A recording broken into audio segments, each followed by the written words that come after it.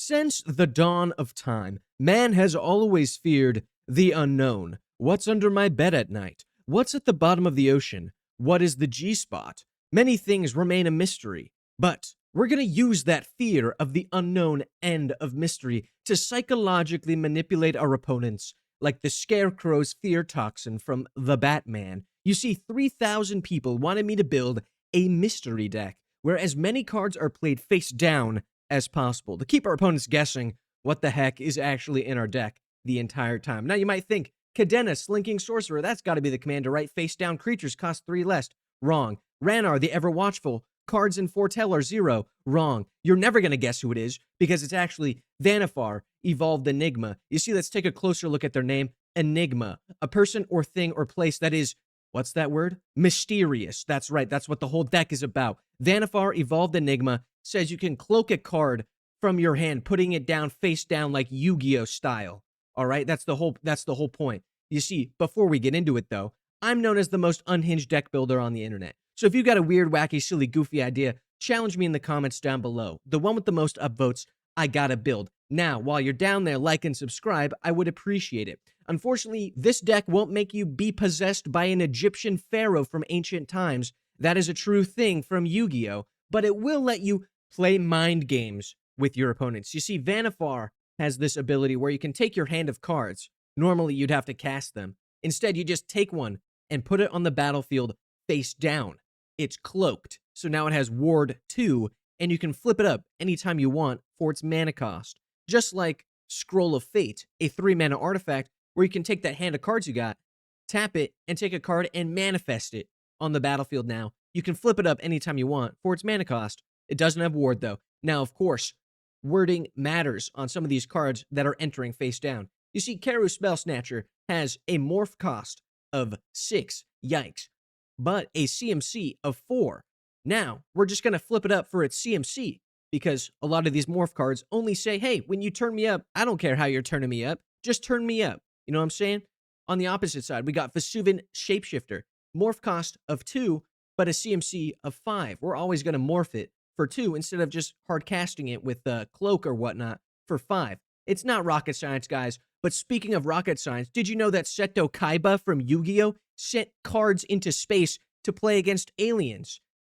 That's a true thing in Yu-Gi-Oh! Now, I'll be the first to admit, 1 cloaked card per turn is not enough. That's baby numbers. So we got Roaming Throne, which basically doubles the trigger, letting us put out 2 things. So it's like we got 2 commanders, which got me thinking, what if we just actually had 2 commanders? Irenicus Vile Duplication. You get another copy that's not legendary.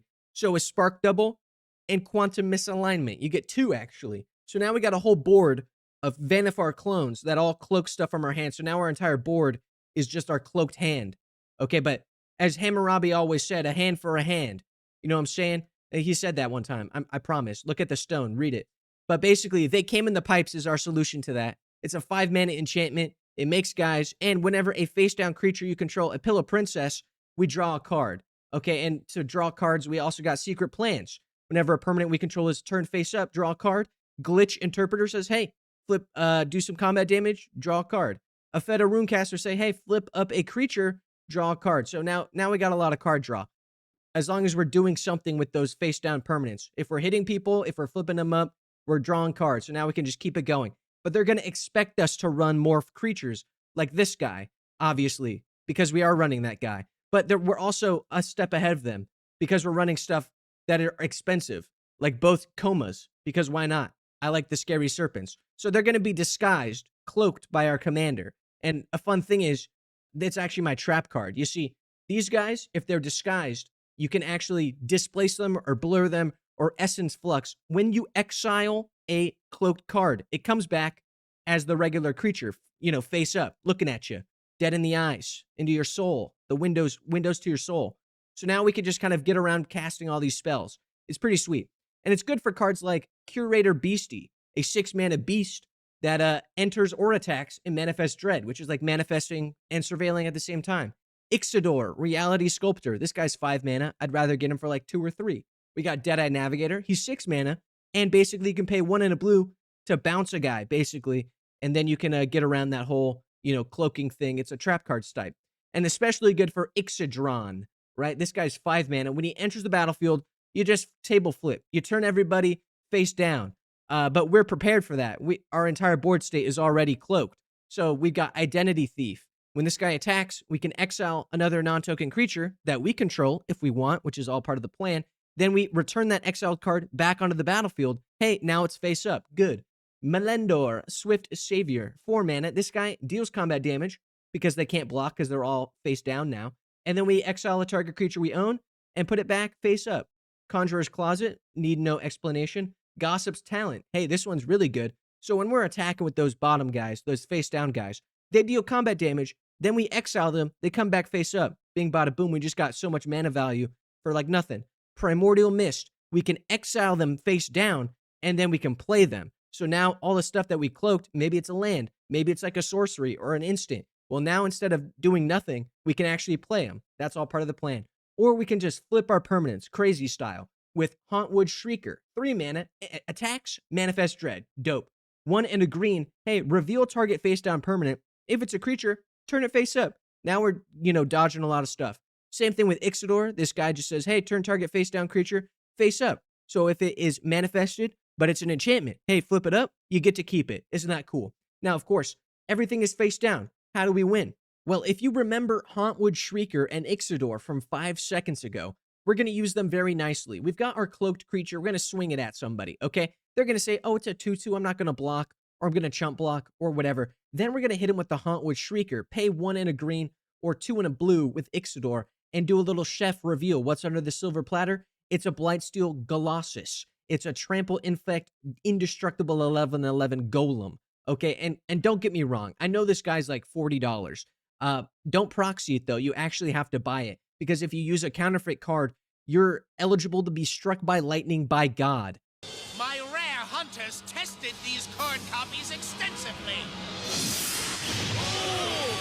That is a true thing in Yu-Gi-Oh! I just showed you. It was crazy. Now, no pathetic cards are in this deck, obviously. So we've got Vanifar and a bunch of mysterious cloaked creatures. And I'll be honest, I've been keeping a secret. You might not have noticed it, but Vanifar actually has a second ability. That's right, mystery, baby.